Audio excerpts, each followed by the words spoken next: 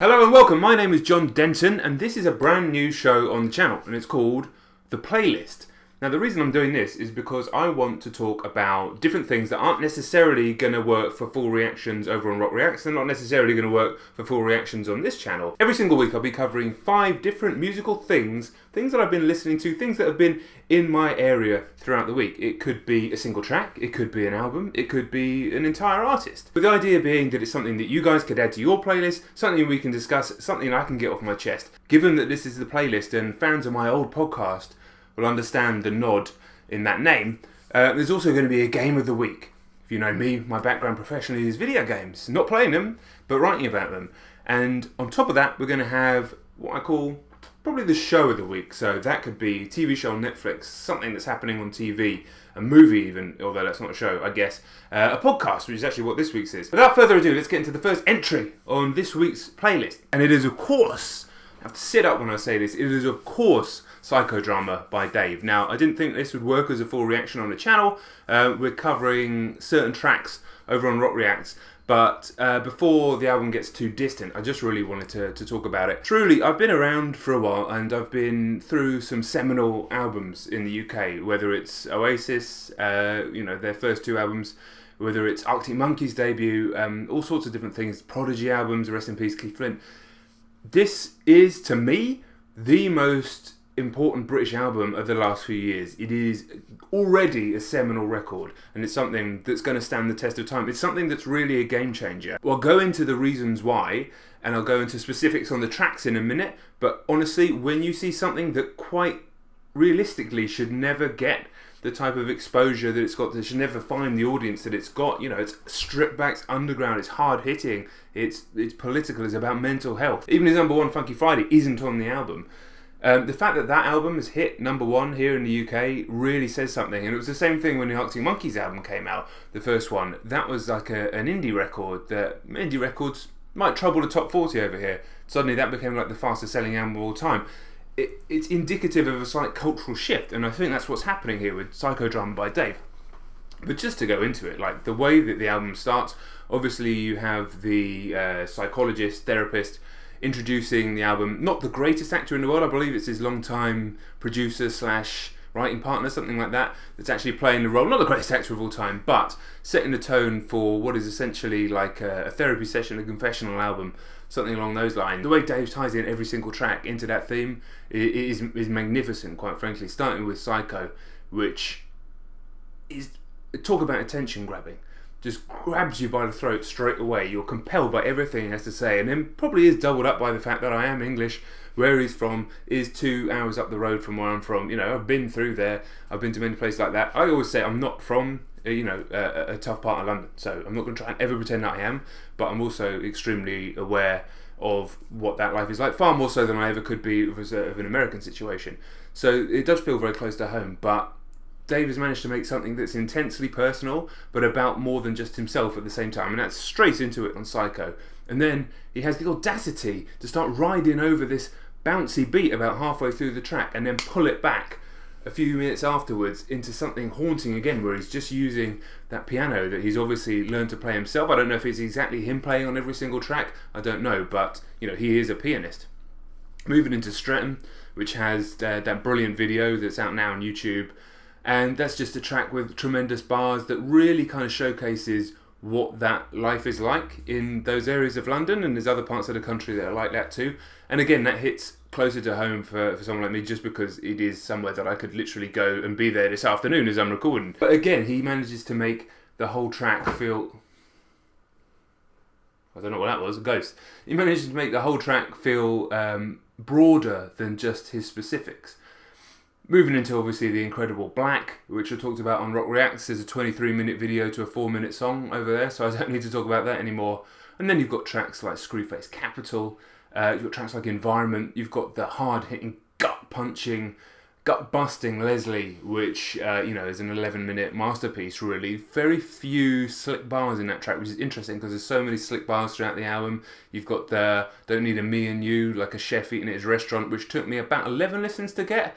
But maybe I'm just slow and that sort of stuff. The brilliant scheme about that's repeated throughout. He starts about the 99 problems, but cash ain't one. And then he brings out 98, 99, answers correct on his English test, but he doesn't know the definition of resting. And then he brings it back because he doesn't know the definition of vacation later on. That's a great little scheme throughout the record. But yeah, the instrumentals on Screwface Capital, the instrumentals, the environment, even the instrumental at drama at the end. I'm not massive on some of the other tracks. Don't love Voices, which is a slightly poppier track with a sort of off-key hook. It's okay. And stuff like Location has taken its time to grow on me because it falls kind of into that more Afrobeat style that we get a lot here on the radio in the UK, which I don't love as much as sort of straight hip-hop. But again, that's grown on me a lot. But overall, as a statement of intent from a 20-year-old man with the world at his feet, I think Psychodrama is an absolutely essential record and truly one of the most important British records in a long time because it's reaching more ears than a record like that should. And what I mean by that is, by should, I mean typically. Like, a record like that is never going to reach that many people. Dave's been releasing music like this for a while, and it's not reached that many people. And now suddenly he's getting a song like Black airplay in the breakfast show on Radio 1, which, if you're from the UK, no, that's a pretty big deal, a song with that kind of song content. Moving on then, and I'm going to keep it with the UK. Trying to adjust myself and see, I do need one of those gaming chairs. Hashtag new chairs for the prof. Moving on is Little Simz, who I heard the name of, and again was starting to get a little bit of airplay on Radio 1. Sometimes I listen to Annie Mac's show at 7 p.m. when I'm driving back from seeing Gaines, actually. And she plays, like, she's got an eclectic mix of music. It's great, 7 p.m. on Radio 1. It was Zane Lowe before, now her. All sorts of genres. Just kind of love for everything, which is what I'm all about when it comes to music. And another UK rapper, I think she's 25, again from London. But slightly different to Dave, slightly more accessible record, I guess you could call it, although it's definitely still a beats and bars record. But you listen to a track like Boss, which is a combination of her almost screaming through a megaphone with this filthy bass. It sounds like it's being played live on like a super distorted bass guitar. And then she starts floating over the offbeat later on. And that to me is like one of the most powerful like female empowerment tracks I've heard in a long time. Not trying to purport to be anything else, just from the heart. But tracks like Venom and then moving into the rest of the album, extremely skilled. I hadn't heard any of her music before. I happened to hear one of the tracks on there and then checked out the album. One of those ones that you kind of wish you'd done Boss as a reaction on Rock Reacts, just to hear it first time so people could see that. But I can't just ban myself from listening to all music forever. And again, a real exciting time, I think, for UK music. And I don't just want to say like UK rap music, UK hip-hop music. Like, this is becoming now, I think, moving towards being the dominant force outside of like bland pop, which is fine, it has its place. But I think we're, again, in an exciting time for UK music. It's been an exciting time in US music, I think, for a while. And it's about time the UK had an exciting time again. That's stuff that's bubbled up from the underground in the last probably 4 or 5 years, realistically. And is now breaking through. We've had that before, around the Arctic Monkeys time, obviously Britpop before that. And then punk, historically, all sorts of stuff going back. Even dance music. So yeah, Little Simz, highly recommended. Moving on from there, okay, my third entry in this week's playlist. And it's Offset. Pretty much, I enjoyed the record, Father of Four. I like the fact that he showed that he has more chops than we've heard in Migos. Like, I wouldn't pretend to have heard every single Migos track. You know that this journey for me has only been over the last 12 months, getting into the specifics of US hip-hop, but I heard plenty. And obviously he features on a lot of records too. So it was interesting to hear him talk a little bit more from the heart. I think the guy's learnt a lot over the last year. But I really like the track Lick, which isn't the deepest track on the album by any stretch of the imagination, lyrically, but musically, just really dug it. Like, just a cool beat. It's got one of those beats that's just instantly catchy with a kind of high register and a funky bass, and then he just floats over the top of it in that style. I think, in my opinion, he has the best voice of the three in Migos. Just the cadence of his voice, the fact that it's not so reliant on auto-tune as Quavo as well. And I think it's nice to see that he can stand alone as his own talent. The record's perhaps a bit too long overall, which is a criticism I'd level towards a lot of rap records. Generally, you don't need to be 21 tracks, you don't need to be 18 tracks. I'd rather take an 11-track album all day and cut out the filler. But there's still plenty of good tracks on a record, but that's a standout for me. So yeah, number 3 is Lick by Offset from Father of Four. Okay, the idea of this show as well is not just to talk about new music, whatever I happen to have been listening to in the last week, and hopefully that strikes a conversation and gets people listening to other stuff. And I went back to Ye, Kanye's album. I heard a bit of Ghost Town, just watching some video and it appeared on it, and it reminded me. And it was actually interesting because we reacted to that album pretty much as it came out, and I was in a bit of a funny place when we did that in June last year. And I could kind of really relate to how Kanye felt in that, in that place too. Like, I don't suffer from bipolar disorder or anything like that. But I just wasn't in a very healthy place mentally at the time that album came out. And that is a haunting album about somebody kind of breaking free from the shackles of mental illness and accepting who he is. And if you go back and listen to it, it's a really kind of troubling album. Even Ghost Town is like, so much of it is off key, so much of it slides in and out of beat. There's these haunting shrieks all the way through it. You remember seeing the listening party with him and Cuddy and stuff are sort of embraced, dancing around a fire, and you feel like this is like years of built up tension, years of built up anguish and angst sort of being released all at once, but at the same time doubling back on itself. I'm not going to say it's his most accomplished record. In many ways it's probably his least accomplished record, but it is obviously the record that he needed to make at the time, and hopefully is going to bridge the gap to if we ever hear Yandy and music going forward, where he's a little bit back in the old Kanye is a cliche because he mentions that, but back into the type of artist that we fell in love with so long ago. And anybody who follows me on Rock Reacts knows that despite having not heard plenty of hip hop in my life and learning alone in the last 12 months, Kanye's back catalogue, I'm very familiar with every single record from when The College Dropout dropped. So yeah, I'd be interested to hear what you guys think, going back to Ye, what you thought of it when it came out. Have you revisited it? I don't think it is anywhere near as accomplished as Pusha T's 7-track album from that time, or Kids See Ghosts, or even probably Nas's album, which has kind of been and gone and forgotten about, which is a bit of a shame. But just really interesting sort of time and place, when he was walking around in the MAGA hat and causing all this trouble, saying all this shit, just almost like a documentation of this weird period of time. But yeah, that's number 4. Moving on then, number 5, going back into my bag a little bit, going back into my old record bag. I've been listening to, mentioned already on this episode, listened to the first 2 Oasis records. US fans watching this may have never heard an Oasis track, or it's certainly probably not your type of music, but I would highly recommend going back to Definitely Maybe or What's the Story, Morning Glory, and just sticking on some headphones and really listening to the kind of depth of production, listening to the epic scale, thinking that nothing had ever really sounded like this before. Yes, there's elements of obviously the Beatles, there's elements of 10cc and all these other bands in there, but they really did. I mean, the name has always been perfect. They really did just stand out amongst the crowd and change the entire music industry forever. It's a shame that they could not quite keep up that level beyond the second album, but everybody knows that they burned brightly and then kind of faded away. But those first 2 records are just incredible. Go and listen to Slide Away. Go and listen to Champagne Supernova. Just life-changing songs, truly, especially for somebody who's English at my age. They became so big and they got such a huge fan base that they became kind of tied in with, people who aren't really music fans. They got tied in with kind of laddish, loutish culture over here, beer swilling, all that sort of stuff. And they definitely didn't shy away from that. But go back to those first 2 records musically, and it's game-changing stuff. It really, really is. So, I'd be interested if nobody's ever listened to...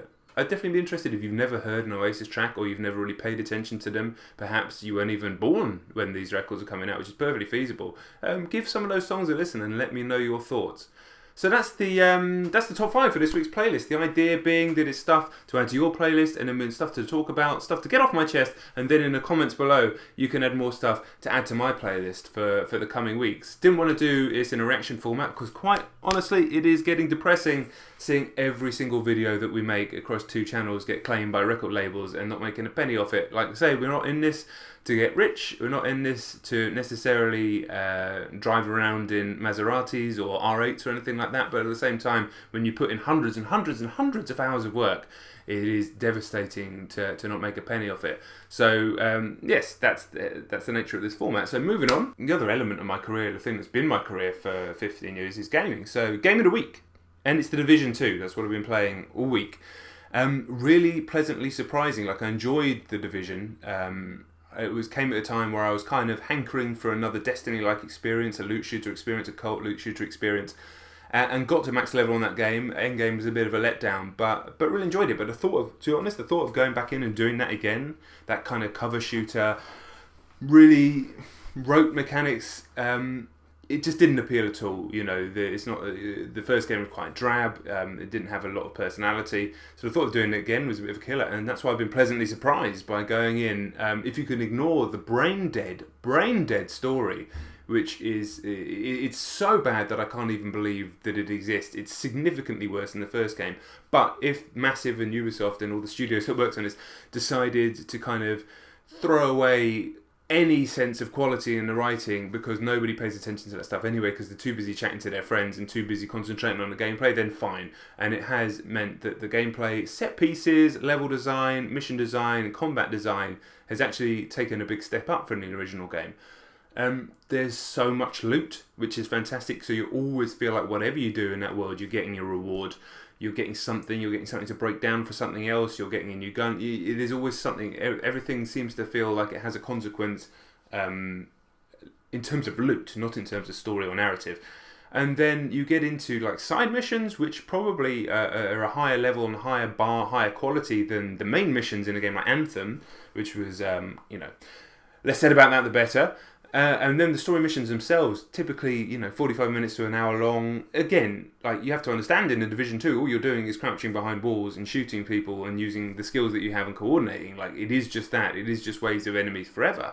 But they've managed to make the feel of the shooting so good, the tactical depth of it so good, the challenge is spot on. You never really feel like you're just blasting through enemies without paying attention. You really need to be switched on, especially when the bosses come out. You need to be talking to each other.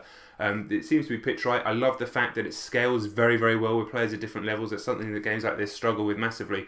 So it doesn't matter if I'm 3 levels ahead of a friend. They're not shut out forever, unlike Anthem, which, some friends jumped away from me and that was it. We couldn't really do it anymore. It does stuff like understanding which levels you've done and which missions you haven't done, all that sort of stuff. I'm trying to make a YouTube show, my dog's jumping in some paint.